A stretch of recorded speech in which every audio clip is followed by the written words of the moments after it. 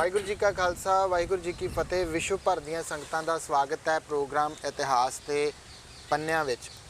ਸੋ ਆਓ ਇਤਿਹਾਸ ਦੇ ਪੰਨਿਆਂ ਦੇ ਵਿੱਚੋਂ ਅੱਜ ਗੱਲ ਕਰਾਂਗੇ ਗੁਰੂ ਹਰਰਾਏ ਸਾਹਿਬ ਜੀ ਦੇ ਪ੍ਰਕਾਸ਼ ਪੁਰਬ ਦੀ, ਜੋ ਵਿਸ਼ਵ ਭਰ ਦੀਆਂ ਸੰਗਤਾਂ ਸ਼ਰਧਾ ਸਤਿਕਾਰ ਦੇ ਨਾਲ ਮਨਾ ਰਹੀਆਂ ਨੇ।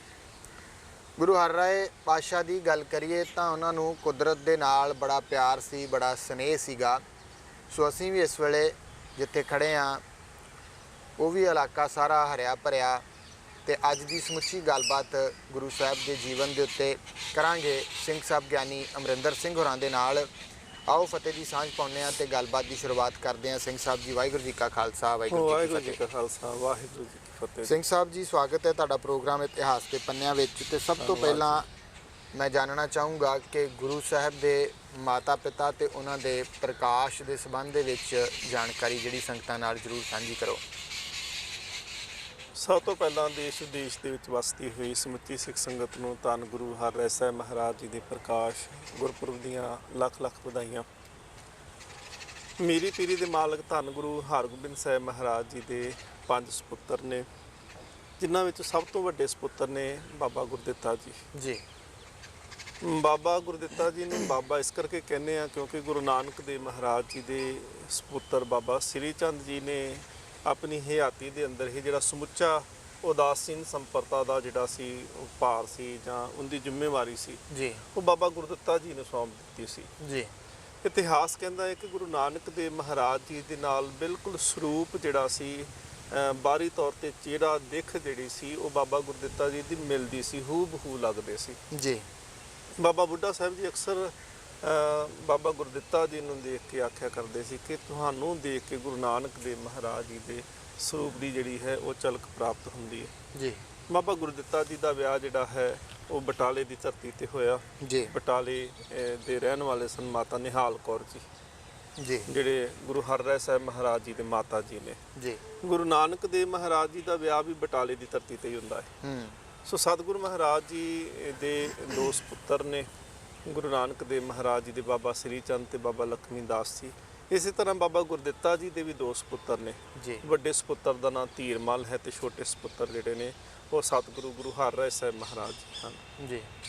ਸਤਿਗੁਰੂ ਮਹਾਰਾਜ ਜੀ ਦਾ ਸਪੁੱਤਰ ਸਭ ਤੋਂ ਵੱਡੇ ਬਾਬਾ ਗੁਰਦਿੱਤਾ ਜੀ, ਅਸੀਂ ਜਦੋਂ ਮਾਤਾ ਪਿਤਾ ਦੀ ਗੱਲ ਕਰਦੇ ਹਾਂ ਜੀ, ਤੇ ਉਹਨਾਂ ਦੀ ਸੁਪਤਨੀ ਮਾਤਾ ਨਿਹਾਲ ਕੌਰ ਜੀ, ਉਹਨਾਂ ਦੇ ਗ੍ਰਹਿ ਵਿਖੇ ਇੱਕ ਸਪੁੱਤਰ ਦਾ ਜਨਮ ਹੁੰਦਾ ਹੈ ਜੀ।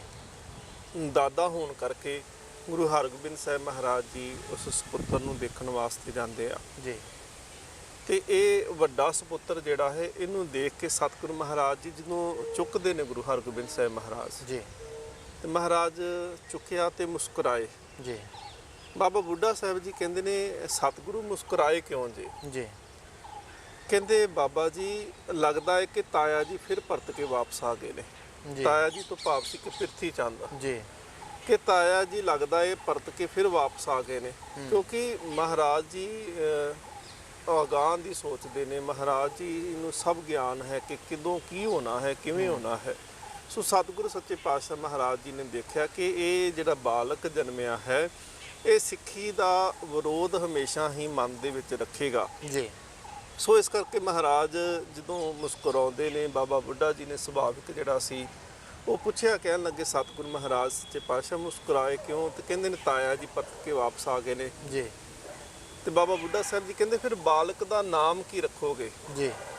ਸਤਿਗੁਰੂ ਮਹਾਰਾਜ ਕਹਿੰਦੇ ਇਹਦਾ ਨਾਮ ਉਹ ਰੱਖਣਾ ਚਾਹੀਦਾ ਹੈ ਜਿਸ ਕਰਕੇ ਇਹਨੂੰ ਥੋੜੀ ਜਿਹੀ ਧੀਰਜ ਆ ਜਾਵੇ ਜੀ, ਕਿਤੇ ਇਹ ਸਿੱਖੀ ਦੇ ਅਸੂਲਾਂ ਤੇ ਚੱਲ ਸਕੇ। ਕਿਤੇ ਹੋ ਸਕਦਾ ਇਹਦੇ ਮਨ ਦੇ ਵਿੱਚ ਧੀਰਜ ਪੈਦਾ ਹੋ ਜਾਏ, ਇਸ ਕਰਕੇ ਇਹਦਾ ਨਾਂ ਧੀਰ ਮਲ ਰੱਖਣਾ ਹੈ ਜੀ। ਸੋ ਜਿਹੜਾ ਪਹਿਲਾ ਸਪੁੱਤਰ ਸੀ 4 ਸਾਲ ਗੁਰੂ ਹਰਰਾਏ ਸਾਹਿਬ ਮਹਾਰਾਜ ਜੀ ਤੋਂ ਵੱਡਾ ਹੈ ਬਾਬਾ ਧੀਰਮਲ ਜੀ, ਉਹਨਾਂ ਦਾ ਪਹਿਲੋਂ ਜਨਮ ਹੁੰਦਾ ਹੈ ਜੀ। ਤੇ ਸਤਿਗੁਰੂ ਮਹਾਰਾਜ ਪਾਤਸ਼ਾਹ ਜੀ ਉਹਦਾ ਨਾਮ ਜਿਹੜਾ ਹੈ ਉਹ ਧੀਰਮਲ ਰੱਖਦੇ ਨੇ। ਉਹ ਡਰੋਲੀ ਵਿਖੇ ਜਿਹੜਾ ਸੀ ਉਹ ਧੀਰਮਲ ਦਾ ਜਨਮ ਹੋਇਆ ਸੀ ਜੀ ਜੀ।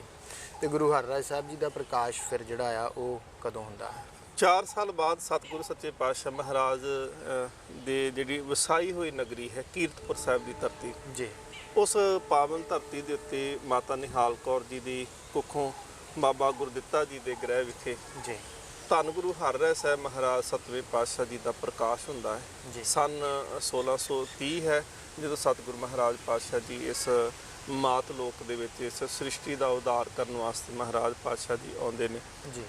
ਗੁਰੂ ਹਰਗੋਬਿੰਦ ਸਾਹਿਬ ਮਹਾਰਾਜ ਫਿਰ ਬਾਲਕ ਦੇ ਦਰਸ਼ਨ ਕਰਨ ਵਾਸਤੇ, ਬਾਲਕ ਨੂੰ ਦੇਖਣ ਵਾਸਤੇ ਆਏ ਜੀ।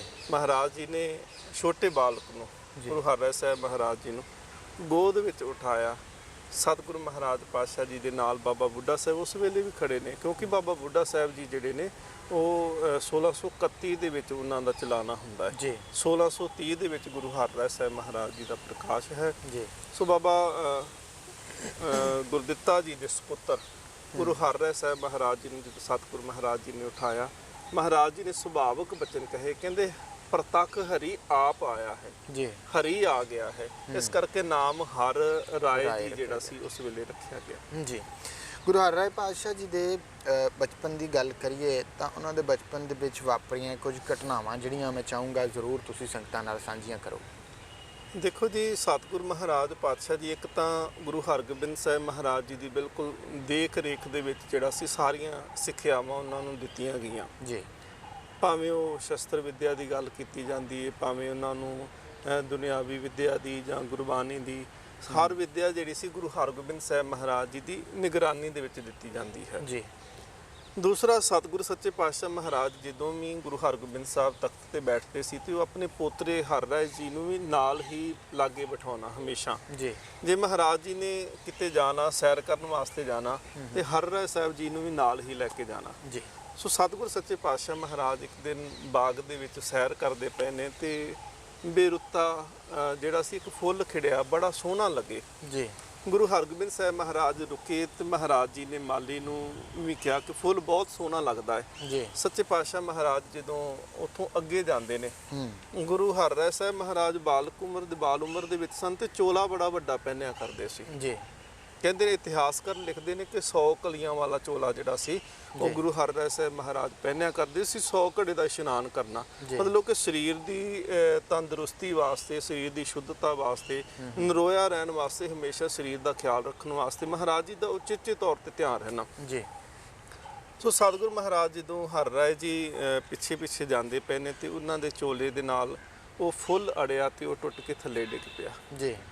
ਉਹ ਵਾਪਸ ਪਰਤ ਕੇ ਆਉਂਦੇ ਨੇ ਗੁਰੂ ਹਰਗੋਬਿੰਦ ਸਾਹਿਬ ਮਹਾਰਾਜ ਤੇ ਮਾਲੀ ਨੂੰ ਪੁੱਛਦੇ ਨੇ, ਕਹਿੰਦੇ ਫੁੱਲ ਸੀ ਤੇ ਟੁੱਟ ਕਿਵੇਂ ਗਿਆ ਜੀ? ਕਹਿਣ ਲੱਗੇ ਜੀ, ਤੁਹਾਡੇ ਪਿੱਛੇ ਤੁਹਾਡੇ ਪੋਤਰੇ ਹਰਿਰਾਏ ਜੀ ਵੀ ਚੱਲਦੇ ਪਏ ਸੀ, ਉਹਨਾਂ ਦੇ ਚੋਲੇ ਦੀ ਕਲੀ ਦੇ ਨਾਲ ਫੁੱਲ ਜਿਹੜਾ ਸੀ ਉਹ ਅੜਿਆ ਤੇ ਜਿੰਦੇ ਕਰਕੇ ਉਹ ਟੁੱਟ ਕੇ ਡਿੱਗ ਪਿਆ ਜੀ। ਸਤਿਗੁਰੂ ਮਹਾਰਾਜ ਪਾਤਸ਼ਾਹ ਜੀ ਹਰਿਰਾਏ ਜੀ ਪੋਤਰੇ ਨੂੰ ਕੋਲ ਬਿਠਾਉਂਦੇ ਨੇ, ਆਪਣੇ ਕੋਲ ਬੁਲਾਉਂਦੇ ਨੇ ਔਰ ਬੜੇ ਪਿਆਰ ਦੇ ਨਾਲ ਉਹਨਾਂ ਨੇ ਇੱਕ ਗੱਲ ਸਮਝਾਈ। ਕਹਿਣ ਲੱਗੇ, ਬੇਟਾ ਜਦੋਂ ਚੋਲੇ ਵੱਡੇ ਹੋਵੋ ਨਾ ਉਦੋਂ ਜ਼ਿੰਮੇਵਾਰੀਆਂ ਵੀ ਵੱਡੀਆਂ ਹੁੰਦੀਆਂ ਨੇ।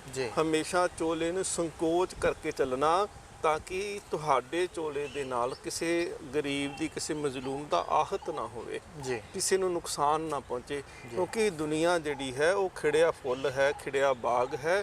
ਸੋ ਜਿਵੇਂ ਬਾਣੀ ਵਿੱਚ ਪੜ੍ਹਦੇ ਹਰਕਾ ਬਾਗਰਾ, ਸੋ ਇਹ ਹਰਕਾ ਬਾਗਰਾ ਹੈ। ਸੋ ਇਸ ਕਰਕੇ ਹਮੇਸ਼ਾ ਹੀ ਸੰਕੋਚ ਦੇ ਨਾਲ, ਸਹਿਜ ਦੇ ਨਾਲ ਵਿਚਰਨਾ ਹੈ। ਸੋ ਇਹ ਸਿੱਖਿਆ ਸੀ ਬਚਪਨ ਦੇ ਵਿੱਚ ਸਤਿਗੁਰੂ ਮਹਾਰਾਜ ਜੀ ਨੇ ਦੇਣਾ ਕੀਤੀ ਸੀ ਜੀ। ਬਿਲਕੁਲ, ਬਹੁਤ ਵੱਡੀ ਸਿੱਖਿਆ ਜਿਹੜੀ ਉਹਨਾਂ ਨੇ ਆਪਣੇ ਪੋਤਰੇ ਹਰਿਰਾਏ ਸਾਹਿਬ ਜੀ ਨੂੰ ਦਿੱਤੀ। ਸੋ ਗੱਲ ਕਰੀਏ ਬਾਬਾ ਗੁਰਦਿੱਤਾ ਜੀ ਦੇ ਅਕਾਲ ਚਲਾਣੇ ਦੀ, ਤਾਂ ਫਿਰ ਉਹਨਾਂ ਦਾ ਅਕਾਲ ਚਲਾਣਾ ਜਿਹੜਾ ਆ ਉਹ ਕਦੋਂ ਹੋਇਆ? ਗੁਰੂ ਹਰਿਰਾਏ ਸਾਹਿਬ ਮਹਾਰਾਜ 4 ਸਾਲ ਦੀ ਉਦੋਂ ਉਹਨਾਂ ਦੀ ਸਰੀਰਕ ਆਰਗਲਾ ਹੈ ਜੀ। ਧੀਰਮਲ ਜਿਹੜੇ ਸੀ ਉਦੋਂ, ਕਿਉਂਕਿ 4 ਸਾਲ ਧੀਰਮਲ ਵੱਡੇ ਸੀ ਤੇ ਉਹਨਾਂ ਨੂੰ ਕਰਤਾਰਪੁਰ ਸਾਹਿਬ ਭੇਜ ਦਿੱਤਾ ਗਿਆ ਸੀ। ਗੁਰੂ ਹਰਗੋਬਿੰਦ ਸਾਹਿਬ ਮਹਾਰਾਜ ਜਦੋਂ ਵੀ ਕਿਸੇ ਪ੍ਰਚਾਰਕ ਦੌਰੇ ਤੇ ਜਾਂਦੇ ਜਾਂ ਕੀਰਤਪੁਰ ਸਾਹਿਬ ਤੋਂ ਬਾਹਰ ਕਿਤੇ ਜਾਂਦੇ, ਉਹ ਸਮੁੱਚੀ ਜਿਹੜੀ ਕੀਰਤਪੁਰ ਸਾਹਿਬ ਦੀ ਜਿਹੜੀ ਸੇਵਾ ਸੀ ਉਹ ਬਾਬਾ ਗੁਰਦਿੱਤਾ ਜੀ ਨੂੰ ਦੇ ਕੇ ਜਾਂਦੇ ਸੀ ਜੀ। ਔਰ ਬਾਬਾ ਗੁਰਦਿੱਤਾ ਜੀ ਵੀ ਬਿਲਕੁਲ ਜਿਵੇਂ ਸਤਿਗੁਰੂ ਮਹਾਰਾਜ ਜੀ ਸ਼ਿਕਾਰ ਖੇਡਦੇ ਸੀ ਜਾਂ ਆਸੇ-ਪਾਸੇ ਜਾਣਾ, ਸੋ ਸਤਿਗੁਰੂ ਮਹਾਰਾਜ ਜੀ ਦੇ ਵਾਂਗ ਹੀ ਸਿੱਖਾਂ ਨੂੰ ਲੈ ਕੇ ਜਾਣਾ, ਕਿਉਂਕਿ ਬਹਾਦਰੀ ਦੇ ਵਾਸਤੇ ਇਹ ਜ਼ਰੂਰੀ ਕਰਤੱਵ ਸੀ ਕਿ ਸ਼ਿਕਾਰ ਜਿਹੜਾ ਸੀ ਉਹ ਖੇਡਿਆ ਜਾਂਦਾ ਸੀ ਜੀ। ਇੱਕ ਦਿਨ ਬਾਬਾ ਗੁਰਦਿੱਤਾ ਜੀ ਤੇ ਹੋਰ ਨਾਲ ਸਿੱਖ ਨੇ ਉਹ ਸ਼ਿਕਾਰ ਖੇਡਣ ਵਾਸਤੇ ਗਏ ਜੀ। ਦੂਰੋਂ ਸ਼ਾਇਦ ਕਿਸੇ ਜਾਨਵਰ ਦੀ ਜਿਹੜੀ ਸੀ ਆਹਟ ਉਹਨਾਂ ਨੂੰ ਮਹਿਸੂਸ ਹੋਈ, ਤੀਰ ਚਲਾਇਆ ਗਿਆ ਜੀ। ਤੀਰ ਜਦੋਂ ਚੱਲਦਾ ਹੈ ਤੇ ਬਾਅਦ ਵਿੱਚ ਜਾ ਕੇ ਜਦੋਂ ਸ਼ਿਕਾਰ ਵਾਲੀ ਥਾਂ ਤੇ ਜਾ ਕੇ ਦੇਖਿਆ ਜਾਂਦਾ ਤੇ ਉਹ ਕੋਈ ਖੁੰਖਾਰ ਜਾਨਵਰ ਨਹੀਂ ਸੀ, ਇੱਕ ਗਾਂ ਦੀ ਮੌਤ ਹੋ ਚੁੱਕੀ ਸੀ ਜੀ। ਜਦੋਂ ਬਾਬਾ ਜੀ ਨੇ ਜਾ ਕੇ ਦੇਖਿਆ, ਹਾਲਾਂਕਿ ਚਲੋ ਸਿੱਖੀ ਕੇਵਲ ਗਾਂ ਨੂੰ ਪਸ਼ੂ ਮੰਨਦੀ ਹੈ, ਕੇਵਲ ਦੁੱਧ ਦੇਣ ਵਾਸਤੇ ਮੰਨਦੀ ਹੈ, ਧੇਨ ਦੁੱਧੇ ਤੇ ਬਾਹਰੀ ਕਿਤੇ ਨਾ ਆਵੇ ਕਾਮ। ਸੋ ਧੇਨ ਗਾਂ ਜਿਹੜੀ ਹੈ ਉਹ ਕੇਵਲ ਦੁੱਧ ਵਾਸਤੇ, ਜੇ ਦੁੱਧ ਨਹੀਂ ਦਿੰਦੀ ਤੇ ਮਾਲਕ ਜਿਹੜੇ ਉਹਨੂੰ ਰੱਖਣ ਨੂੰ ਵੀ ਤਿਆਰ ਨਹੀਂ ਹੁੰਦੇ। ਪਰ ਹਿੰਦੂ ਧਰਮ ਦੇ ਵਿੱਚ ਇਹਦੀ ਆਸਥਾ ਜਿਹੜੀ ਸੀ ਉਹ ਵੱਖਰੇ ਤਰੀਕੇ ਨਾਲ ਦੇਖੀ ਜਾਂਦੀ ਹੈ ਜੀ। ਸੋ ਉਸ ਵੇਲੇ ਜਿਹੜੇ ਉਹ ਲੋਕ ਸਨ, ਸਥਾਨਕ ਲੋਕ ਸਨ, ਉਹਨਾਂ ਨੇ ਜ਼ਿੱਦ ਕੀਤੀ, ਕਹਿਣ ਲੱਗੇ ਤੁਸੀਂ ਸਾਡੀ ਗਊ ਮਾਤਾ ਦੀ ਹੱਤਿਆ ਕੀਤੀ ਹੈ। ਬਾਬਾ ਜੀ ਨੇ ਬਹੁਤ ਸਮਝਾਉਣ ਦਾ ਯਤਨ ਉੱਥੇ ਕੀਤਾ, ਧਨ ਦੇਣ ਦੀ ਵੀ ਗੱਲ ਕੀਤੀ, ਪਰ ਉਹ ਕਿਸੇ ਵੀ ਗੱਲ ਦੇ ਉੱਤੇ ਆ ਕੇ ਮੰਨੇ ਨਹੀਂ ਜੀ। ਬਾਬਾ ਗੁਰਦਿੱਤਾ ਜੀ ਸੰਪੂਰਨ ਇੱਕ ਸਿੱਖੀ ਦੇ ਰੂਪ ਵਾਲੇ ਸਨ, ਬਹੁਤ ਸ਼ਕਤੀ ਤਾਕਤ ਦੇ ਉਹ ਮਾਲਕ ਸਨ, ਸਤਿਗੁਰ ਮਹਾਰਾਜ ਜੀ ਦੇ ਸਪੁੱਤਰ ਸਨ, ਨਾਮ ਬਾਣੀ ਦੇ ਉਪਜਨੀਕ ਸਨ। ਸੋ ਬਾਬਾ ਗੁਰਦਿੱਤਾ ਜੀ ਨੂੰ ਫਿਰ ਉੱਥੇ ਮਜਬੂਰਨ ਜਿਹੜਾ ਸੀ ਉਹ ਗਾਂ ਨੂੰ ਜਿੰਦਾ ਕਰਨਾ ਪਿਆ ਜੀ। ਜਿਵੇਂ ਬਾਬਾ ਅਟਲ ਰਾਏ ਜੀ ਨੇ ਆਪਣੇ ਸਾਥੀ ਮੋਹਨ ਨੂੰ ਜਿੰਦਾ ਕੀਤਾ ਸੀ ਤੇ ਸਰੀਰ ਤਿਆਗਿਆ ਸੀ, ਉਸੇ ਹੀ ਤਰੀਕੇ ਦੇ ਨਾਲ ਬਾਬਾ ਗੁਰਦਿੱਤਾ ਜੀ ਜਿਹੜੇ ਸਨ ਉਹਨਾਂ ਨੇ ਉਸ ਮਰੀ ਹੋਈ ਗਾਂ ਨੂੰ ਜਿੰਦਾ ਤੇ ਕੀਤਾ, ਕਿਉਂਕਿ ਉਹ ਲੋਕ ਜਿਹੜੇ ਸਨ ਉਹ ਹਿੰਦੂ ਲੋਕ ਆਸਥਾ ਦੇ ਕਰਕੇ ਉਹਨਾਂ ਨੂੰ ਜਿੰਦਾ ਕਰਨਾ ਪਿਆ।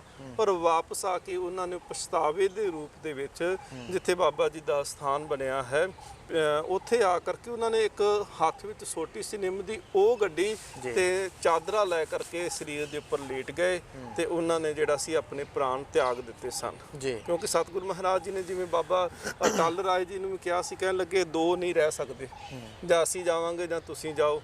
ਸੋ ਉਸ ਵੇਲੇ ਬਾਬਾ ਅਟਲ ਰਾਏ ਜੀ ਨੇ ਪ੍ਰਾਣ ਤਿਆਗੇ ਸਨ। ਬਾਬਾ ਗੁਰਦਿੱਤਾ ਜੀ ਨੇ ਵੀ ਫਿਰ ਆਪਣੇ ਪ੍ਰਾਣ ਜਿਹੜੇ ਸਨ ਉਹ ਤਿਆਗ ਦਿੱਤੇ ਸਨ। ਗੁਰੂ ਹਰਗੋਬਿੰਦ ਸਾਹਿਬ ਮਹਾਰਾਜ ਜੀ ਨੂੰ ਪਤਾ ਲੱਗਦਾ ਹੈ ਤੇ ਸਤਿਗੁਰੂ ਮਹਾਰਾਜ ਕਹਿੰਦੇ ਨਹੀਂ, ਇਹ ਮਾਲਕ ਦਾ ਹੁਕਮ ਹੈ, ਉਹਦਾ ਭਾਣਾ ਹੈ ਤੇ ਹੁਕਮ ਦੇ ਵਿੱਚ ਹੀ ਰਹਿਣਾ ਹੈ ਜੀ। ਬਿਲਕੁਲ। ਜਦੋਂ ਬਾਬਾ ਗੁਰਦਿੱਤਾ ਜੀ ਦਾ ਕਾਲ ਚਲਾਣਾ ਹੋ ਜਾਂਦਾ ਆ, ਉਸ ਤੋਂ ਬਾਅਦ ਦੇ ਵਿੱਚ ਗੱਲ ਕਰੀਏ ਧੀਰਮਲ ਦੀ, ਤਾਂ ਉਹਦਾ ਕੀ ਕਿਰਦਾਰ ਜਿਹੜਾ ਆ ਉਹ ਰਹਿੰਦਾ ਆ, ਕੀ ਕੁਝ ਉਹਦੇ ਦੁਆਰਾ ਕੀਤਾ ਜਾਂਦਾ ਆ? ਧੀਰਮਲ ਜਿਹੜਾ ਸੀ ਉਹਨੇ ਉਸ ਵੇਲੇ ਤੱਕ ਜਿਹੜਾ ਸੀ ਕਾਫੀ ਉਹਦੀ ਮੰਨਤਾ ਹੋਣੀ ਸ਼ੁਰੂ ਹੋ ਚੁੱਕੀ ਸੀ। ਇੱਕ ਤਾਂ ਗੁਰੂ ਘਰ ਦੇ ਵਿੱਚੋਂ ਸੀ, ਸੰਤਾਨ ਸੀ ਗੁਰੂ ਘਰ ਦੇ ਵਿੱਚੋਂ, ਸਤਿਗੁਰੂ ਮਹਾਰਾਜ ਗੁਰੂ ਹਰਗੋਬਿੰਦ ਸਾਹਿਬ ਜੀ ਦੇ ਪੋਤਰੇ ਸਨ। ਹਾਂਜੀ। ਔਰ ਇੱਕ ਗੁਰੂ ਅਰਜਨ ਦੇਵ ਮਹਾਰਾਜ ਜੀ ਦਾ ਲਿਖਾਇਆ ਹੋਇਆ ਪਹਿਲਾ ਗ੍ਰੰਥ, ਜਿਹਨੂੰ ਆਦਿ ਗ੍ਰੰਥ ਆਖਦੇ ਆ, ਗੁਰੂ ਗ੍ਰੰਥ ਸਾਹਿਬ ਮਹਾਰਾਜ ਜੀ ਦੀ ਬੀੜ ਜਿਹੜੀ ਹੈ ਜੀ, ਜਿੰਦੀ ਸੰਪਾਦਨਾ ਵੇਲੇ ਭਾਈ ਗੁਰਦਾਸ ਸਾਹਿਬ ਜੀ ਨੇ ਸੇਵਾ ਨਿਭਾਉਣਾ ਕੀਤੀ ਸੀ। ਉਹ ਬੀੜ ਜਿਹੜੀ ਸੀ ਉਹ ਵੀ ਅੱਜ ਵੀ ਕਰਤਾਰਪੁਰ ਹੀ ਹੈ, ਅੱਜ ਵੀ ਧੀਰ ਮੱਲੀਆਂ ਦੇ ਪਰਿਵਾਰ ਦੇ ਕੋਲ ਹੀ ਹੈ। ਸੋ ਉਹ ਸਤਿਗੁਰੂ ਮਹਾਰਾਜ ਜੀ ਦਾ ਪਾਵਨ ਸਰੂਪ ਪਾਣੀ ਦਾ ਜਿਹੜਾ ਬਹੁਤ ਖਜ਼ਾਨਾ ਸੀ ਉਹ ਹੋਣ ਕਰਕੇ, ਔਰ ਸਤਿਗੁਰਾਂ ਦੇ ਘਰ ਚੋਂ ਸੰਤਾਨ ਹੋਣ ਕਰਕੇ ਜਿਹੜਾ ਸੀ ਲੋਕ ਕਾਫੀ ਧਨ ਦੌਲਤ ਜਿਹੜਾ ਸੀ ਉਹਦੇ ਕੋਲ ਪਹੁੰਚਦਾ ਰਿਹਾ, ਜਿੰਦੇ ਕਰਕੇ ਉਹਨੇ ਗੱਦੀ ਲਾਉਣੀ ਵੀ ਸ਼ੁਰੂ ਕਰ ਦਿੱਤੇ। ਆਪਣੇ ਪਿਤਾ ਦੇ ਸੰਸਕਾਰ ਦੇ ਉੱਪਰ ਵੀ ਨਹੀਂ ਸੀ ਪਹੁੰਚੇ।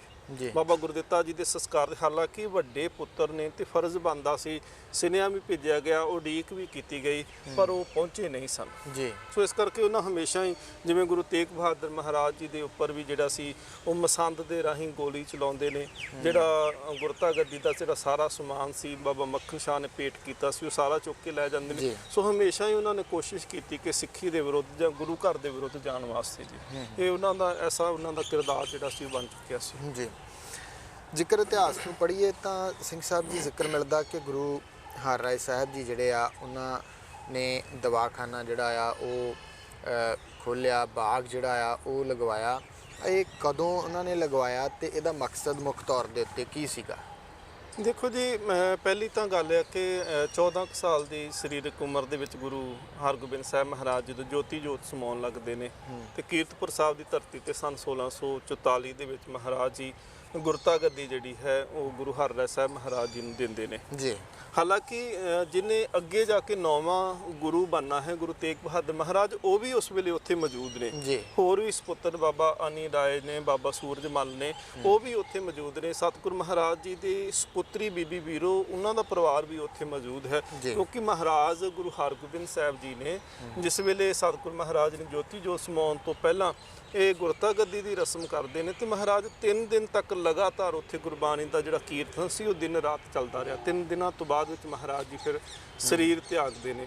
ਫਿਰ ਗੁਰੂ ਤੇਗ ਬਹਾਦਰ ਮਹਾਰਾਜ ਪਾਤਸ਼ਾਹ ਜੀ ਵੀ ਉੱਥੇ ਨਮਸਕਾਰ ਕੀਤੀ ਗੁਰੂ ਹਰ ਰਾਏ ਸਾਹਿਬ ਜੀ ਨੂੰ, ਦੂਜੇ ਸਪੁੱਤਰਾਂ ਨੇ ਵੀ ਕੀਤੀ। ਮਹਾਰਾਜ ਗੁਰੂ ਤੇਗ ਬਹਾਦਰ ਜਿਹੜੇ ਸਨ ਉਹ ਮਾਤਾ ਜੀ ਦੇ ਨਾਲ, ਮਾਤਾ ਨਾਨਕੀ, ਮਾਤਾ ਗੁਜਰੀ ਜੀ, ਉਹਨਾਂ ਦੇ ਨਾਲ ਜਿਹੜਾ ਸੀ ਉਹ ਬਕਾਲੇ ਦੀ ਧਰਤੀ ਤੇ ਆ ਜਾਂਦੇ ਨੇ। ਗੁਰੂ ਹਰ ਰਾਏ ਸਾਹਿਬ ਮਹਾਰਾਜ ਉਹ ਕੀਰਤਪੁਰ ਸਾਹਿਬ ਦੀ ਧਰਤੀ ਤੇ ਵਿਰਾਜਮਾਨ ਨੇ। ਮਹਾਰਾਜ ਨੇਚਰ ਕੁਦਰਤ ਦੇ ਪ੍ਰੇਮੀ ਸਨ ਜੀ।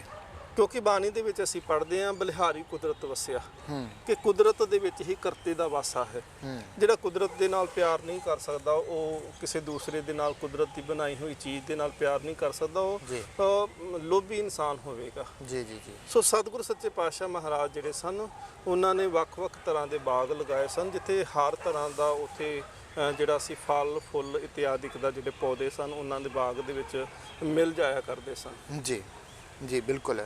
ਸੋ ਗੁਰੂ ਹਰਰਾਏ ਸਾਹਿਬ ਜੀ ਨੇ ਇਤਿਹਾਸਕ ਜ਼ਿਕਰ ਜਿਹੜਾ ਮਿਲਦਾ ਹੈ ਕਿ ਉਹਨਾਂ ਦੇ ਕੋਲ 2200 ਘੋੜਸਵਾਰ ਵੀ ਸਨ ਜੀ, ਤੇ ਨਾਲ ਜਿਹੜੇ ਜਾਨਵਰ ਸੀਗੇ ਉਹਨਾਂ ਦੀ ਵੀ ਉਹ ਬੜੀ ਦੇਖਭਾਲ ਜਿਹੜੀ ਆ ਉਹ ਕਰਿਆ ਕਰਦੇ ਸਨ। ਗੁਰੂ ਹਰਰਾਏ ਸਾਹਿਬ ਮਹਾਰਾਜ ਸੱਚੇ ਪਾਤਸ਼ਾਹ ਜੀ, ਕਿਉਂਕਿ ਗੁਰੂ ਹਰਗੋਬਿੰਦ ਸਾਹਿਬ ਮਹਾਰਾਜ ਜੀ ਨੇ ਵੀ ਘੋੜਸਵਾਰ ਰੱਖੇ, ਮਹਾਰਾਜ ਜੀ ਨੇ 4 ਜੰਗਾਂ ਵੀ ਜਿਹੜੀਆਂ ਸੀ ਉਹ ਕੀਤੀਆਂ, ਜੀ ਔਰ ਮਹਾਰਾਜ ਜੀ ਨੇ ਹੁਕਮ ਵੀ ਕੀਤਾ ਸੀ ਕਿ ਤੁਸੀਂ ਵੀ ਘੋੜਸਵਾਰ ਰੱਖਣੇ ਨੇ, ਜੀ ਫੌਜਾਂ ਤਿਆਰ ਬਰ ਤਿਆਰ ਰੱਖਣੀਆਂ ਨੇ।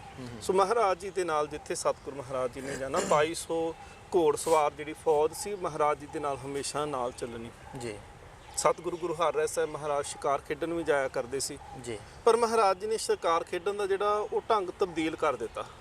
ਮਹਾਰਾਜ ਜਦੋਂ ਜੰਗਲ ਦੇ ਵਿੱਚ ਸ਼ਿਕਾਰ ਖੇਡਣ ਵਾਸਤੇ ਜਾਂਦੇ ਨੇ, ਬੜੇ ਖੂੰਖਾਰ ਜਾਨਵਰ ਵੀ ਮਿਲਨੇ, ਜੀ ਪਰ ਮਹਾਰਾਜ ਜੀ ਨੇ ਦੇਖਣਾ ਜਦੋਂ ਕੋਈ ਜ਼ਖਮੀ ਜਾਨਵਰ ਕਿਤੇ ਮਿਲਣਾ, ਉਹਨੂੰ ਲੈ ਕੇ ਆਉਣਾ ਕੀਰਤਪੁਰ ਸਾਹਿਬ। ਪਰ ਮਹਾਰਾਜ ਨੇ ਇੱਕ ਵੱਖਰੀ ਰੱਖ, ਇੱਕ ਜਿਵੇਂ ਕਹਿ ਲਓ ਕਿ ਇੱਕ ਚਿੜੀਆ ਘਰ ਵੱਖਰਾ ਬਣਾਇਆ ਹੋਇਆ ਸੀ, ਇੱਕ ਵੱਖਰੀ ਜਗ੍ਹਾ ਬਣਾਈ ਹੋਈ ਸੀ, ਇੱਕ ਇਲਾਕਾ ਵੱਖਰਾ ਸੀ ਜੀ। ਜਿੱਥੇ ਉਹ ਜ਼ਖਮੀ ਜਾਨਵਰ ਜਿਹੜੇ ਸਨ ਉਹਨਾਂ ਦਾ ਪਹਿਲੋਂ ਇਲਾਜ ਕਰਨਾ, ਮਲਮ ਪੱਟੀ ਕਰਨੀ, ਜਦੋਂ ਉਹਨੇ ਠੀਕ ਹੋ ਜਾਣਾ ਤੇ ਉਹਨੂੰ ਫਿਰ ਉਸ ਇਲਾਕੇ ਦੇ ਵਿੱਚ, ਉਸ ਰੱਖ ਦੇ ਵਿੱਚ ਸਤਿਗੁਰੂ ਮਹਾਰਾਜ ਜੀ ਨੇ ਛੱਡ ਦੇਣਾ। ਤੇ ਸਤਿਗੁਰੂ ਮਹਾਰਾਜ ਜੀ ਜਿਹੜੇ ਸਨ ਉਹ ਦਵਾਖਾਨਾ ਮਹਾਰਾਜ ਜੀ ਨੇ ਬਣਾ ਕੇ ਰੱਖਿਆ, ਜਿੱਥੇ ਬਹੁਤ ਸਾਰੇ ਜਿਹੜੇ ਦੁਨਿਆਵੀ ਰੋਗ ਸਨ ਉਹਨਾਂ ਦਾ ਇਲਾਜ ਵੀ ਸਤਿਗੁਰੂ ਮਹਾਰਾਜ ਜੀ ਦੇ ਦਵਾਖਾਨੇ ਦੇ ਵਿੱਚੋਂ ਕੀਤਾ ਜਾਂਦਾ ਹੈ। ਇਤਿਹਾਸ 'ਚ ਇੱਕ ਘਟਨਾ ਮਿਲਦੀ ਹੈ ਜੀ ਕਿ ਹਿੰਦੁਸਤਾਨ ਦਾ ਉਸ ਵੇਲੇ ਬਾਦਸ਼ਾਹ ਜਿਹੜਾ ਸੀ ਸ਼ਾਹਜਹਾਂ, ਜੀ ਉਹਦੇ ਸੁਪੁੱਤਰ ਦਾਰਾ ਸ਼ਿਕੋਹ ਨੂੰ ਉਹਦੇ ਭਰਾ ਔਰੰਗਜ਼ੇਬ ਨੇ ਸ਼ੇਰ ਦੀ ਮੁੱਛ ਦਾ ਵਾਲ ਜਿਹੜਾ ਸੀ ਉਹ ਪੁਲਾਓ ਦੇ ਵਿੱਚ ਪਾ ਕੇ, ਚੌਲਾਂ ਦੇ ਵਿੱਚ ਪਾ ਕੇ ਤੇ ਖਵਾ ਦਿੱਤਾ। ਉਹ ਵਾਲ ਜਿਹੜਾ ਸੀ ਉਹ ਜਿਗਰ ਦੇ ਨਾਲ ਜਾ ਕੇ ਲੱਗ ਗਿਆ, ਕਿਉਂਕਿ ਔਰੰਗਜ਼ੇਬ ਸ਼ੁਰੂ ਤੋਂ ਹੀ ਸ਼ਾਤਰ ਸੀ ਤੇ ਉਹ ਚਾਹੁੰਦਾ ਸੀ ਕਿ ਰਾਜ ਪ੍ਰਬੰਧ ਮੇਰਾ ਹੋਵੇ, ਮੈਂ ਹੌਲੀ ਹੌਲੀ ਆਪਣੇ ਭਰਾਵਾਂ ਨੂੰ ਜਿਹੜਾ ਸੀ ਉਹ ਕਤਲ ਕਰ ਦੇਵਾਂ, ਖਤਮ ਕਰ ਦੇਵਾਂ। ਪਿਤਾ ਨੂੰ ਵੀ ਉਹਨੇ ਕੈਦ ਕੀਤਾ ਆਪਣੇ ਨੂੰ ਬਾਅਦ ਵਿੱਚ, ਔਰ ਰਾਜ ਦੇ ਉੱਤੇ ਜ਼ਬਰਦਸਤੀ ਉਹਨੇ ਕਬਜ਼ਾ ਕਰ ਲਿਆ। ਦਾਰਾ ਸ਼ਿਕੋਹ ਜਿਹੜਾ ਸੀ ਉਹ ਨੇਕ ਨੀਅਤ ਵਾਲਾ ਜਿਹੜਾ ਸੀ ਉਹ ਇਨਸਾਨ ਸੀ, ਔਰ ਪਿਤਾ ਉਹਦਾ ਚਾਹੁੰਦਾ ਸੀ ਕਿ ਮੇਰਾ ਪੁੱਤਰ ਦਾਰਾ ਸ਼ਿਕੋਹ ਕੱਲ ਨੂੰ ਜਿਹੜਾ ਹੈ ਉਹ ਤਖਤ ਦੇ ਉੱਤੇ ਬੈਠਣਾ ਚਾਹੀਦਾ ਹੈ। ਔਰੰਗਜ਼ੇਬ ਨੇ ਇਸ ਕਰਕੇ ਉਹ ਵਾਲ ਦੇ ਦਿੱਤਾ, ਜਿੰਦੇ ਕਰਕੇ ਉਹ ਵਾਲ ਦੇ ਕਰਕੇ ਜਿਹੜੀ ਸੀ ਉਹਦੀ ਤਬੀਅਤ ਖਰਾਬ ਹੋਣੀ ਸ਼ੁਰੂ ਹੋਈ। ਬਹੁਤ ਸਾਰੇ ਵੈਦਾਂ ਨੇ ਇਲਾਜ ਕਰਨ ਦੀ ਕੋਸ਼ਿਸ਼ ਕੀਤੀ, ਪਰ ਕੋਈ ਵੀ ਜਿਹੜਾ ਇਲਾਜ ਸੀ ਉਹ ਸਫਲਾ ਨਾ ਹੁੰਦਾ ਦਿਸੇ। ਜੀ ਦਿਨ ਪ੍ਰਤੀ ਦਿਨ ਜਿਹੜੀ ਸੀ ਉਹ ਸਿਹਤ ਖਰਾਬ ਹੋਣੀ ਸ਼ੁਰੂ ਹੋਈ। ਉਸ ਵੇਲੇ ਵੈਦਾਂ ਨੇ ਕਿਹਾ ਸੀ ਕਿ ਇੱਕ ਖਾਸ ਕਿਸਮ ਦੀ ਹਰੜ ਤੇ ਲੌਂਗ ਚਾਹੀਦਾ ਹੈ ਜੀ, ਜਿੰਦੇ ਨਾਲ ਇਹ ਇਲਾਜ ਹੋ ਸਕਦਾ, ਕਿਉਂਕਿ ਵੈਦਾਂ ਨੂੰ ਇਹ ਗਿਆਨ ਹੋ ਚੁੱਕਿਆ ਸੀ ਕਿ ਸ਼ੇਰ ਦੀ ਮੁੱਛ ਦਾ ਵਾਲ ਜਿਹੜਾ ਹੈ ਉਹ ਇਹਦੇ ਜ਼ਿਕਰ ਦੇ ਨਾਲ ਲੱਗਿਆ ਹੈ ਤੇ ਉਹ ਕਿਸੇ ਵੀ ਹੋਰ ਚੀਜ਼ ਦੇ ਨਾਲ ਉਹ ਗਲਿਆ ਜਾਂ ਲਾਇਆ ਨਹੀਂ ਜਾ ਸਕਦਾ। ਉਹਨੇ ਕਿਹਾ ਕਿ ਕਿੱਥੋਂ ਮਿਲ ਸਕਦੀ? ਹਿੰਦੁਸਤਾਨ ਦਾ ਬਾਦਸ਼ਾਹ ਪੁੱਛਦਾ ਪਿਆ ਹੈ ਕਿ ਮੈਨੂੰ ਦੱਸੋ, ਮੈਂ ਮੰਗਾ ਦੇਣਾ ਹੈ। ਉਹ ਕਹਿੰਦੇ ਕਿਤਿਓਂ ਵੀ ਨਹੀਂ ਮਿਲ ਸਕਦੀ, ਕੇਵਲ ਇੱਕੋ ਹੀ ਥਾਂ ਹੈ, ਉਹ ਗੁਰੂ ਨਾਨਕ ਦਾ ਘਰ ਹੈ ਜੀ। ਗੁਰੂ ਹਰਰਾਏ ਸਾਹਿਬ ਮਹਾਰਾਜ ਜੀ ਦੇ ਦਵਾਖਾਨੇ ਵਿੱਚੋਂ ਇਹ ਦੋਨੋਂ ਹੀ ਵਸਤੂਆਂ ਮਿਲ ਸਕਦੀਆਂ ਨਾ। ਚਾਹੁੰਦੇ ਐਵੇਂ ਪੁੱਤਰ ਮੋਹ ਦੇ ਵਿੱਚ ਫਿਰ ਉਹਨੇ ਇੱਕ ਚਿੱਠੀ ਲਿਖਤਾ ਹੈ, ਆਪਣੇ ਅਹਿਲਕਾਰਾਂ ਨੂੰ ਨਾਲ ਭੇਜਣਾ ਕੀਤਾ, ਬਹੁਤ ਸਾਰਾ ਧਨ ਦੇ ਕੇ ਭੇਜਿਆ। ਸਤਿਗੁਰੂ ਮਹਾਰਾਜ ਜੀ ਦੇ ਚਰਨਾਂ ਵਿੱਚ ਆ ਕੇ ਉਹ ਚਿੱਠੀ ਰੱਖੀ ਗਈ ਔਰ ਬੇਨਤੀ ਕੀਤੀ ਗਈ ਕਿ ਹਰੜ ਤੇ ਲੌਂਗ ਸਾਨੂੰ ਚਾਹੀਦਾ ਹੈ। ਮਹਾਰਾਜ ਨੇ ਧਨ ਦੌਲਤ ਵੀ ਵਾਪਸ ਮੋੜ ਦਿੱਤਾ, ਕਹਿੰਦੇ ਨਹੀਂ, ਮੁੱਲ ਨਹੀਂ ਦੇ ਸਕਦੇ ਕਿਉਂਕਿ ਇਹ ਬੇਸ਼ਕੀਮਤੀ ਹੈ ਜੀ। ਜੇ ਕੀਮਤ ਦੇ ਨਾਲ ਲੈਣਾ ਤਾਂ ਤੁਸੀਂ ਕਿਤੇ ਵੀ ਲੈ ਸਕਦੇ ਹੋ, ਜਾਓ ਇੱਥੋਂ ਵਾਪਸ ਜਾ ਕੇ ਲੈ ਸਕਦੇ ਹੋ, ਪਰ ਇਹ ਬੇਸ਼ਕੀਮਤੀ ਚੀਜ਼ਾਂ ਇਹ ਤੁਹਾਨੂੰ ਅਸੀਂ ਬਿਲਕੁਲ ਵੈਸੇ ਹੀ ਦੇ ਦੇਵਾਂਗੇ ਜੀ। ਸਤਿਗੁਰੂ ਮਹਾਰਾਜ ਨੇ ਫਿਰ ਉਹ ਦੋਨੋਂ ਲੌਂਗ ਤੇ ਹਰੜ ਵੀ ਦਿੱਤੀ ਔਰ ਨਾਲ ਮਹਾਰਾਜ ਜੀ ਨੇ ਇੱਕ ਮੋਤੀ ਵੀ ਆਪਣੇ ਵੱਲੋਂ ਦਿੱਤਾ, ਕਿਹਾ ਇਹਨੂੰ ਵੀ ਨਾਲ ਪੀਸ ਕੇ ਦੇਣਾ, ਜਲਦੀ ਆਰਾਮ ਆਵੇਗਾ। ਸੋ ਇਹ ਦਵਾਖਾਨੇ ਦੀ ਖਾਸੀਅਤ ਸੀ ਕਿ ਦੁਨੀਆ 'ਚ ਹਰ ਤਰ੍ਹਾਂ ਦੀ ਔਸ਼ਧੀ ਜਿਹੜੀ ਸੀ ਉਹ ਸਤਿਗੁਰੂ ਮਹਾਰਾਜ ਜੀ ਦੇ ਦਵਾਖਾਨੇ ਵਿੱਚ ਮਿਲ ਜਾਂਦੀ ਸੀ ਜੀ।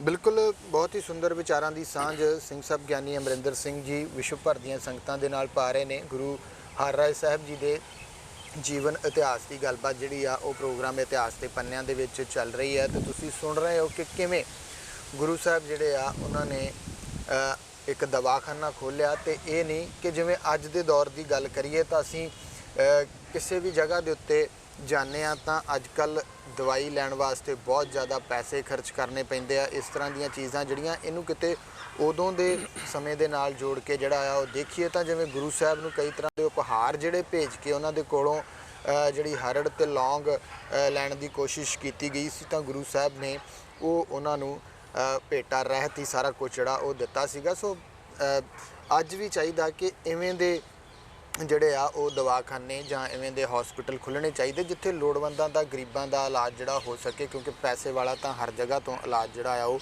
ਕਰਵਾ ਸਕਦਾ ਹੈ। ਸੋ ਆਓ ਅਸੀਂ ਇਤਿਹਾਸ ਦੀ ਜਾਣਕਾਰੀ ਜਿਹੜੀ ਆ ਹੋਰ ਸਿੰਘ ਸਾਹਿਬ ਜੀ ਕੋਲੋਂ ਲੈਂਦੇ ਹਾਂ।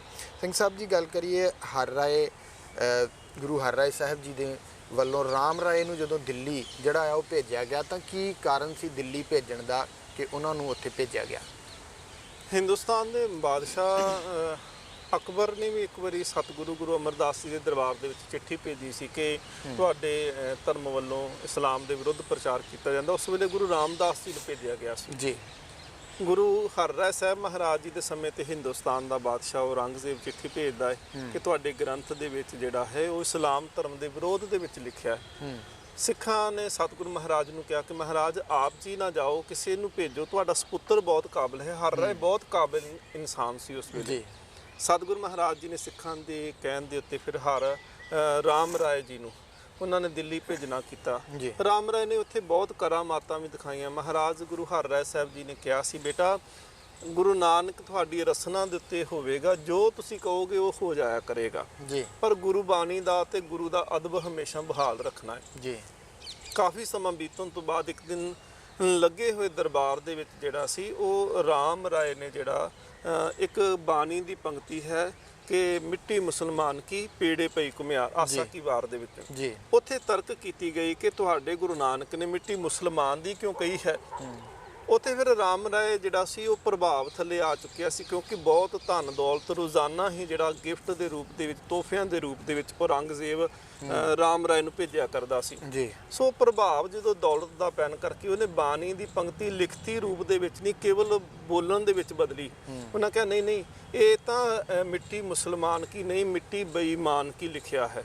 ਲਿਖਣ ਵਾਲੇ ਕੋਲ ਗਲਤੀ ਹੋ ਗਈ, ਮਹਾਰਾਜ ਨੇ ਮਿੱਟੀ ਬੇਈਮਾਨ ਕੀ ਉਚਾਰਨ ਕੀਤਾ ਹੈ। ਗੁਰੂ ਹਰਰਾਏ ਸਾਹਿਬ ਜੀ ਨੂੰ ਫਿਰ ਬਾਅਦ ਵਿੱਚ ਪਤਾ ਲੱਗਿਆ ਕਿ ਬਾਣੀ ਦੀ ਬੇਅਦਬੀ ਕੀਤੀ ਗਈ ਹੈ। ਸੋ ਸਤਿਗੁਰੂ ਮਹਾਰਾਜ ਜੀ ਨੇ ਉਸ ਵੇਲੇ ਰਾਮ ਰਾਏ ਨੂੰ ਜਿਹੜਾ ਸੀ ਉਹ ਛੇਕ ਦਿੱਤਾ, ਕਹਿ ਦਿੱਤਾ ਕਿ ਤੁਸੀਂ ਸਾਡੇ ਮੱਥੇ ਨਹੀਂ ਲੱਗਣਾ, ਜਿੱਧਰ ਤੁਹਾਡਾ ਮੂੰਹ ਹੈ ਉਧਰ ਚਲੇ ਜਾਓ। ਫਿਰ ਰਾਮ ਰਾਏ ਦਿੱਲੀ ਤੋਂ ਵਾਪਸ ਪਰਦਾ ਫਿਰ ਕੀਰਤਪੁਰ ਸਾਹਿਬ ਨਹੀਂ ਸੀ ਆਇਆ, ਉਹ ਲਾਹੌਰ ਤੋਂ ਹੀ ਪਰਤ ਕੇ ਫਿਰ ਜਿਹੜਾ ਸੀ ਉਹ ਦੇਹਰਾਦੂਨ ਚਲੇ ਗਿਆ ਸੀ, ਜਿੱਥੇ ਅਖੀਰਲਾ ਸਮਾਂ ਜਿਹੜਾ ਅੰਤਿਮ ਸਮਾਂ ਨੇ ਆਪਣੀ ਜ਼ਿੰਦਗੀ ਦਾ ਬਤੌਣਾ ਕੀਤਾ ਸੀ ਜੀ। ਤੇ ਰਾਮ ਰਾਏ ਨੂੰ ਜਿਵੇਂ ਕਹਿਣ ਤੋਂ ਭਾਵ ਕਿ ਤੁਸੀਂ ਕਿਹਾ, ਉਹਨਾਂ ਨੇ ਕਿਹਾ ਜਿੱਧਰ ਨੂੰ ਤੁਹਾਡਾ ਮੂੰਹ ਹੈ ਉਧਰ ਨੂੰ ਚਲੇ ਜਾਓ, ਮਤਲਬ ਕਿ ਉਹਨਾਂ ਨੂੰ ਇੱਕ ਹਿਸਾਬ ਦਾ ਉਹਨਾਂ ਨੇ ਛੇਕ ਦਿੱਤਾ ਗਿਆ, ਕਿਉਂਕਿ ਸਿੱਖੀ ਦੇ ਵਿਰੁੱਧ ਕਰਮ ਕੀਤਾ, ਬਾਣੀ ਦੀ ਬੇਅਦਬੀ ਕੀਤੀ, ਬਾਣੀ ਦਾ ਗਲਤ ਉਚਾਰਨ ਕੀਤਾ। ਫਿਰ ਗੁਰੂ ਹਰਰਾਏ ਸਾਹਿਬ ਜੀ ਤੋਂ ਬਾਅਦ ਗੁਰਤਾ ਗੱਦੀ ਕਿਵੇਂ ਜਿਹੜੀ ਆ ਗੁਰੂ ਹਰਕ੍ਰਿਸ਼ਨ ਮਹਾਰਾਜ ਜੀ ਨੂੰ ਮਿਲਦੀ ਹੈ? ਫਿਰ ਸਤਿਗੁਰੂ ਸੱਚੇ ਪਾਤਸ਼ਾਹ ਮਹਾਰਾਜ ਅੰਤਿਮ ਸਮਾਂ ਜਿਹੜਾ ਸੀ ਉਹ ਜਾਣ ਕਰਕੇ ਆਪਣੇ ਸਪੁੱਤਰ 5 ਸਾਲ ਤੋਂ ਉੱਪਰ ਸਰੀਰ ਕਾਬਲਾ ਹੈ ਧੰਨ ਗੁਰੂ ਹਰਕ੍ਰਿਸ਼ਨ ਮਹਾਰਾਜ ਜੀ ਦੀ।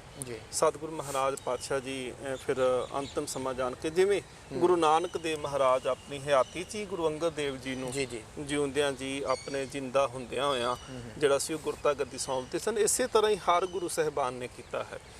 ਗੁਰੂ ਹਰਗੋਬਿੰਦ ਸਾਹਿਬ ਮਹਾਰਾਜ ਵੀ ਹਰ ਰਾਏ ਜੀ ਨੂੰ ਆਪਣੇ ਜੀਵਨ ਕਾਲ 'ਚ ਦਿੰਦੇ ਨੇ ਗੁਰਤਾ ਗੱਦੀ। ਗੁਰੂ ਹਰਰਾਏ ਸਾਹਿਬ ਮਹਾਰਾਜ ਵੀ ਫਿਰ ਸੰਸਾਰਿਕ ਤੌਰ ਤੇ ਜਾਣ ਤੋਂ ਪਹਿਲਾਂ ਹੀ ਗੁਰੂ ਹਰਕ੍ਰਿਸ਼ਨ ਮਹਾਰਾਜ ਪਾਤਸ਼ਾਹ ਜੀ ਨੂੰ ਗੁਰਤਾ ਗੱਦੀ ਤੇ ਬਿਰਾਜਮਾਨ ਕਰਦੇ ਆ। ਸਤਿਗੁਰੂ ਸੱਚੇ ਪਾਤਸ਼ਾਹ ਮਹਾਰਾਜ ਉਹਨਾਂ ਨੇ, ਹਾਲਾਂਕਿ ਰਾਮ ਰਾਏ ਨੇ ਬਾਅਦ ਵਿੱਚ ਵੀ ਵਿਰੋਧ ਕੀਤਾ, ਔਰੰਗਜ਼ੇਬ ਦੀ ਸਹਾਇਤਾ ਵੀ ਪ੍ਰਾਪਤ ਕੀਤੀ, ਪਰ ਮਹਾਰਾਜ ਜੀ ਨੇ ਬਿਲਕੁਲ ਕਿਸੇ ਗੱਲ ਦੀ ਪਰਵਾਹ ਕੀਤੇ ਬਗੈਰ ਹਰਕ੍ਰਿਸ਼ਨ ਮਹਾਰਾਜ ਜੀ ਨੂੰ ਸਤਿਗੁਰਾਂ ਦੇ ਅਸਥਾਨ ਦੇ ਉੱਪਰ ਸੁਭਾਇਮਾਨ ਕੀਤਾ, ਔਰ ਨਾਲ ਹੀ ਇਹ ਗੱਲ ਕਹੀ ਸੀ ਕਿ ਨਹਿ ਮਲੇਸ਼ ਕੋ ਦਰਸ਼ਨ ਦੇ ਹੈ, ਕਿ ਮਲੇਸ਼ ਨੂੰ ਦਰਸ਼ਨ ਨਹੀਂ ਦੇਣੇ। ਸੋ ਸਤਿਗੁਰੂ ਸੱਚੇ ਪਾਤਸ਼ਾਹ ਮਹਾਰਾਜ ਜੀ ਦੇ ਜੀਵਨ 'ਚ ਹਾਲਾਂਕਿ ਲਿਖਤੀ ਤੌਰ ਦੇ ਉੱਪਰ ਬਹੁਤ ਘੱਟ ਜੀਵਨ ਮਿਲਦਾ ਹੈ, ਖੋਜ ਦਾ ਅਜੇ ਮੁਹਤਾਜ ਹੈ। ਸੋ ਗੁਰੂ ਹਰਰਾਏ ਸਾਹਿਬ ਮਹਾਰਾਜ ਜੀ ਦਾ ਬੇਅੰਤ ਜੀਵਨ ਹੈ, ਜਿੰਦੇ ਵਿੱਚ ਅਨੇਕਾਂ ਸਾਖੀਆਂ ਗੁਰਬਾਣੀ ਦੇ ਸਤਿਕਾਰ ਵਜੋਂ ਮਿਲਦੀਆਂ ਨੇ ਕਿ ਮਹਾਰਾਜ ਇੱਕ ਦਿਨ ਅਚਨਚੇਤ ਖੜੇ ਹੋ ਜਾਂਦੇ ਨੇ, ਗੋਡੇ ਤੇ ਸੱਟ ਲੱਗਦੀ ਹੈ, ਸਿੱਖ ਪੁੱਛਦੇ ਮਹਾਰਾਜ ਕਾਲੀ ਕਿਉਂ? ਮਹਾਰਾਜ ਕਹਿੰਦੇ ਸਿੱਖ ਬਾਣੀ ਪੜ੍ਹਦੇ, ਸ਼ਬਦ ਪੜ੍ਹਦੇ ਆਉਂਦੇ ਪਏ ਸੀ, ਇਸ ਕਰਕੇ ਸ਼ਬਦ ਦੇ ਸਤਿਕਾਰ ਦੇ ਵਿੱਚ ਅਸੀਂ ਖੜੇ ਹੋਏ ਹਾਂ। ਜਿਨ ਪੈ ਬਾਣੀ ਅਦਬ ਨਾ ਤਾਰਾ ਸੋ ਜਾਨੋ, ਨਾ ਹੀ ਸਿੱਖ ਹਮਾਰਾ। ਸੋ ਸਤਿਗੁਰੂ ਮਹਾਰਾਜ ਜੇ ਪ੍ਰੇਮ ਵੀ ਕਰਦੇ ਆ ਤੇ ਬਹੁਤ ਜ਼ਿਆਦਾ ਕਰਦੇ ਆ। ਮਹਾਰਾਜ ਸੱਚੇ ਪਾਤਸ਼ਾਹ ਇੱਕ ਦਿਨ ਘੋੜੇ ਤੇ ਸਵਾਰ ਹੋ ਕੇ ਗਏ, ਹਾਲਾਂਕਿ ਇੱਕ ਬਜ਼ੁਰਗ ਮਾਤਾ ਉਹ ਚਾਹੁੰਦੀ ਸੀ ਕਿ ਸਤਿਗੁਰੂ ਮਹਾਰਾਜ ਜੀ ਦਾ ਮੈਂ ਪ੍ਰਸ਼ਾਦਾ ਕਰਾਂ, ਪਰ ਮਹਾਰਾਜ ਜਿੱਥੇ ਜਾਂਦੇ ਸੀ 2200 ਘੋੜ ਸਵਾਰ ਨਾਲ ਜਾਂਦਾ ਸੀ, ਹੋਰ ਬਹੁਤ ਸਾਰੀ ਸਿੱਖ ਸੰਗਤ ਨਾਲ ਜਾਂਦੀ ਸੀ, ਪਰ ਮਹਾਰਾਜ ਉਹਦੀ ਭਾਵਨਾ ਪੂਰੀ ਕਰਨ ਵਾਸਤੇ ਇੱਕ ਦਿਨ ਘੋੜੇ ਚੜ੍ਹ ਕੇ ਉਹਦੀ ਝੁੱਗੀ ਦੇ ਬਾਹਰ ਜਾ ਕੇ ਖੜੇ ਹੋ ਕੇ ਆਵਾਜ਼ ਦਿੱਤੀ ਸੀ, ਕਹਿਣ ਲੱਗੇ ਮਾਈ ਸਾਨੂੰ ਭੁੱਖ ਲੱਗੀ ਏ। ਤੇ ਮਾਤਾ ਜੀ ਪ੍ਰਸ਼ਾਦਾ ਲੈ ਕੇ ਆਉਂਦੇ ਨੇ, ਸਤਿਗੁਰੂ ਮਹਾਰਾਜ ਘੋੜੇ ਤੇ ਬੈਠਿਆਂ ਬੈਠਿਆਂ ਹੀ ਹੱਥ ਤੇ ਰੱਖ ਕਰਕੇ ਉਹ ਪ੍ਰਸ਼ਾਦਾ ਜਿਹੜਾ ਸੀ ਉਹ ਛਕ ਲੈਂਦੇ ਨੇ। ਸਿੱਖ ਜਲ ਲੈ ਕੇ ਆਉਂਦੇ ਨੇ, ਮਹਾਰਾਜ ਹੱਥ ਧੋਣੇ ਸੀ। ਸਤਿਗੁਰੂ ਮਹਾਰਾਜ ਕਹਿੰਦੇ ਜਿੱਥੇ ਪ੍ਰੇਮ ਹੋਵੇ ਉੱਥੇ ਮਰਿਆਦਾ ਦੀ ਜ਼ਰੂਰਤ ਨਹੀਂ ਬਹੁਤੀ ਰਹਿੰਦੀ। ਸੋ ਸਤਿਗੁਰੂ ਮਹਾਰਾਜ ਜੀ ਦਾ ਜੀਵਨ ਬੇਅੰਤ ਐਸੀਆਂ ਘਟਨਾਵਾਂ ਦੇ ਨਾਲ ਜਿਹੜਾ ਹੈ ਉਹ ਭਰਿਆ ਪਿਆ ਹੈ। ਸਿੰਘ ਸਾਹਿਬ ਜੀ, ਇੱਕ ਗੱਲ ਦਾ ਮੈਂ ਜ਼ਿਕਰ ਕੀਤਾ, ਅੱਜ ਸਮੇਂ ਦੀ ਲੋੜ ਆ ਤੇ ਗੁਰੂ ਸਾਹਿਬ ਦਾ ਜਿਵੇਂ ਦਾ ਅਸੀਂ ਜੀਵਨ ਇਤਿਹਾਸ ਸੁਣਿਆ ਤੁਹਾਡੇ ਕੋਲੋਂ ਕਿ ਉਹਨਾਂ ਦੇ ਦਵਾਖਾਨਾ ਸੀ ਜਿੱਥੇ ਲੋੜਵੰਦਾਂ ਨੂੰ ਮੁਫਤ ਦਵਾਈ ਦਾਰੂ ਜੋ ਵੀ ਉਹਨਾਂ ਨੂੰ ਚਾਹੀਦਾ ਸੀਗਾ ਉਹ ਮਿਲਦਾ ਸੀ, ਉਹਨਾਂ ਦਾ ਇਲਾਜ ਵੀ ਕੀਤਾ ਜਾਂਦਾ ਸੀ। ਅੱਜ ਦਾ ਸਮਾਂ ਜਿਹੜਾ ਪੈਸੇ ਦੀ ਦੌੜ ਦੇ ਵਿੱਚ ਹਰ ਮਨੁੱਖ ਲੱਗਾ ਆ ਤੇ ਹਸਪੀਟਲ ਬਹੁਤ ਖੁੱਲ੍ਹ ਰਹੇ ਆ, ਪਰ ਕਿਤਿਓਂ ਵੀ ਕਿਸੇ ਲੋੜਵੰਦ ਲਈ, ਕਿਸੇ ਗਰੀਬ ਲਈ ਫ੍ਰੀ ਇਲਾਜ ਜਿਹੜਾ ਆ ਉਹ ਨਹੀਂ ਮਿਲ ਪਾਉਂਦਾ। ਸੋ ਇਹ ਵੀ ਬੜੀ ਸਮੇਂ ਦੀ ਲੋੜ ਆ। ਅੱਜ ਦੇ ਇਸ ਪ੍ਰੋਗਰਾਮ ਦੇ ਵਿੱਚ ਜਿਵੇਂ ਅਸੀਂ ਗੁਰੂ ਸਾਹਿਬ ਦੀ ਗੱਲ ਕੀਤੀ, ਤਾਂ ਤੁਸੀਂ ਕੀ ਸਿੱਖਿਆ ਦੇ ਤੌਰ ਦੇ ਉੱਤੇ ਜਿਹੜਾ ਆ ਉਹ ਸੰਗਤਾਂ ਨੂੰ ਜਾਂ ਸਮੁੱਚੇ ਵਿਸ਼ਵ ਭਰ ਦੇ ਵਿੱਚ ਵਸਦੇ ਦਰਸ਼ਕਾਂ ਨੂੰ ਕਹਿਣਾ ਚਾਹੋਗੇ ਜਿਵੇਂ ਅੱਜ ਦੇ ਯੁੱਗ ਦੇ ਵਿੱਚ ਪੈਸੇ ਦੀ ਦੌੜ ਲੱਗੀ ਹੋਈ ਹੈ? ਦੇਖੋ ਜੀ, ਗੁਰੂ ਹਰਿਰਾਏ ਸਾਹਿਬ ਮਹਾਰਾਜ ਕੁਦਰਤ ਪ੍ਰੇਮੀ ਸਨ ਜੀ। ਇੱਕ ਤਾਂ ਸਾਨੂੰ ਕੁਦਰਤ ਦਾ ਖਿਆਲ ਰੱਖਣਾ ਚਾਹੀਦਾ ਹੈ, ਕਿਉਂਕਿ ਅਸੀਂ ਵਾਤਾਵਰਨ ਜੇ ਸਾਡੇ 'ਚ ਹਰਿਆਵਲ ਹੋਏਗੀ ਤਾਂ ਚੰਗੀ ਸਾਨੂੰ ਆਕਸੀਜਨ, ਚੰਗੀ ਹਵਾ ਸਾਨੂੰ ਪ੍ਰਾਪਤ ਹੋ ਜਾਏਗੀ। ਜੀ ਜੀ ਜੀ। ਦੂਸਰਾ, ਅੱਜ ਗੁਰੂ ਦੀ ਬਹੁਤ ਕਿਰਪਾ ਹੈ ਸਿੱਖਾਂ ਦੇ ਉੱਪਰ ਜੀ। ਦੇਸ਼ ਦੇ ਵਿੱਚ ਵੀ ਔਰ ਵਿਦੇਸ਼ ਦੇ ਵਿੱਚ ਵੀ ਅਸੀਂ ਦੇਖਦੇ ਹਾਂ ਕਿ ਸਿੱਖਾਂ ਨੂੰ ਸਤਿਗੁਰੂ ਮਹਾਰਾਜ ਜੀ ਦੀ ਇੰਨੀ ਕੁ ਕਿਰਪਾ ਹੈ ਕਿ ਉਹ ਸਰਮਾਏਦਾਰ ਬੈਠੇ ਨੇ ਜੀ। ਪਰ ਚਾਹੀਦਾ ਇਹ ਹੈ ਕਿ ਜੋ ਗੁਰੂ ਦੀ ਦਾਤ ਹੈ ਦਿੱਤੇ ਵਿੱਚੋਂ ਹੀ ਦੇਣਾ ਹੁੰਦਾ ਹੈ। ਸੋ ਉਹਨੂੰ ਅਸੀਂ ਦੇ ਕਰਕੇ ਕੋਈ ਐਸੇ ਉਪਰਾਲੇ ਕਰਨੇ ਚਾਹੀਦੇ ਨੇ, ਕਿਉਂਕਿ ਜਿਹੜੇ ਲੋੜਵੰਦ ਨੇ, ਕੋਈ ਗਰੀਬ ਨੇ, ਅਸਮਰੱਥ ਨੇ, ਜਿਹੜੀ ਆਪਣਾ ਇਲਾਜ ਖੁਦ ਨਹੀਂ ਕਰਵਾ ਸਕਦੇ, ਜਾਂ ਕੋਈ ਐਸੇ ਹਸਪੀਟਲ ਜਾਂ ਐਸੀਆਂ ਸੰਸਥਾਵਾਂ ਜਿਹੜੀਆਂ ਉਹ ਸਾਨੂੰ ਬਣਾਉਣੀਆਂ ਚਾਹੀਦੀਆਂ ਨੇ ਜੀ ਕਿ ਜਿਨ੍ਹਾਂ ਦੇ ਉੱਪਰ ਅਸੀਂ ਇਹ ਕਾਰਜ ਕਰੀਏ, ਧਨ ਦੌਲਤ ਜਿਹੜਾ ਹੈ ਉਹਨਾਂ ਨੂੰ ਦੇਣਾ ਕਰੀ ਦਸਵੰਧ ਰੂਪ ਦੇ ਵਿੱਚ, ਤਾਂ ਕਿ ਉਹ ਜਿਹੜਾ ਗੁਰੂ ਸਾਹਿਬ ਜੀ ਦਾ ਨਿਸ਼ਚਾ ਸੀ ਜਾਂ ਗੁਰੂ ਸਾਹਿਬ ਜੀ ਦਾ ਜਿਹੜਾ ਸਿਧਾਂਤ ਸੀ ਉਹਦੇ ਉੱਤੇ ਅਸੀਂ ਚੱਲ ਸਕੀਏ। ਫਿਰ ਹੀ ਸਾਡੇ ਇਹ ਮਨਾਏ ਹੋਏ ਦਿਹਾੜੇ ਜਿਹੜੇ ਨੇ ਉਹ ਸਫਲ ਹੋਣੇ ਜੀ। ਬਿਲਕੁਲ ਜੀ। ਆਓ ਅੱਜ ਗੁਰੂ ਹਰਿਰਾਏ ਸਾਹਿਬ ਜੀ ਦੇ ਪ੍ਰਕਾਸ਼ ਪੁਰਬ ਦੇ ਮੌਕੇ ਦੇ ਉੱਤੇ ਸਮੂਹ ਸੰਗਤਾਂ ਨੂੰ ਜਿੱਥੇ ਗੁਰੂ ਸਾਹਿਬ ਦੇ ਪ੍ਰਕਾਸ਼ ਪੁਰਬ ਦੀ ਮੁਬਾਰਕਬਾਦ, ਉਹਦੇ ਨਾਲ ਨਾਲ ਜੋ ਗੁਰੂ ਸਾਹਿਬ ਦਾ ਸੰਦੇਸ਼ਾ ਸੀਗਾ ਕਿ ਅਸੀਂ ਵਾਤਾਵਰਨ ਦੀ ਸਾਂਭ ਸੰਭਾਲ ਜਿਹੜੀ ਆ ਉਹ ਕਰਨੀ ਆ ਤੇ ਅਸੀਂ ਅਰਦਾਸ ਦੇ ਵਿੱਚ ਵੀ ਸਰਬੱਤ ਦਾ ਭਲੇ ਦੀ ਅਰਦਾਸ ਜਿਹੜੀ ਆ ਉਹ ਕਰਦੇ ਆ। ਆਓ ਅਸੀਂ ਮਿਲ ਕੇ ਜਿੱਥੇ ਵਾਤਾਵਰਨ ਸਾਂਭਣਾ ਹੈ, ਉੱਥੇ ਜਿੱਥੇ ਕੋਈ ਲੋੜਵੰਦ ਹੈ, ਗਰੀਬ ਹੈ, ਇਲਾਜ ਜਾਂ ਕੋਈ ਹੋਰ ਕਿਸੇ ਦੀ ਕੋਈ ਮਜਬੂਰੀ ਹੈ, ਉਹਦੇ ਵਾਸਤੇ ਜ਼ਰੂਰ ਅੱਗੇ ਆ ਕੇ ਉਹਦੀ ਮਦਦ ਜਿਹੜੀ ਆ ਉਹ ਕੀਤੀ ਜਾਵੇ। ਸੋ ਅੱਜ ਦੇ ਪ੍ਰੋਗਰਾਮ ਦੇ ਵਿੱਚ ਇੰਨਾ ਹੀ। ਸਿੰਘ ਸਾਹਿਬ ਦਾ ਬਹੁਤ ਬਹੁਤ ਧੰਨਵਾਦ। ਇੱਥੇ ਹੀ ਤੁਹਾਡੇ ਤੋਂ ਆਗਿਆ ਚਾਹਾਂਗੇ। ਬੁਲਾਉਂਦੇ ਹਾਂ ਫਤਿਹ। ਵਾਹਿਗੁਰੂ ਜੀ ਕਾ ਖਾਲਸਾ, ਵਾਹਿਗੁਰੂ ਜੀ ਕੀ ਫਤਿਹ।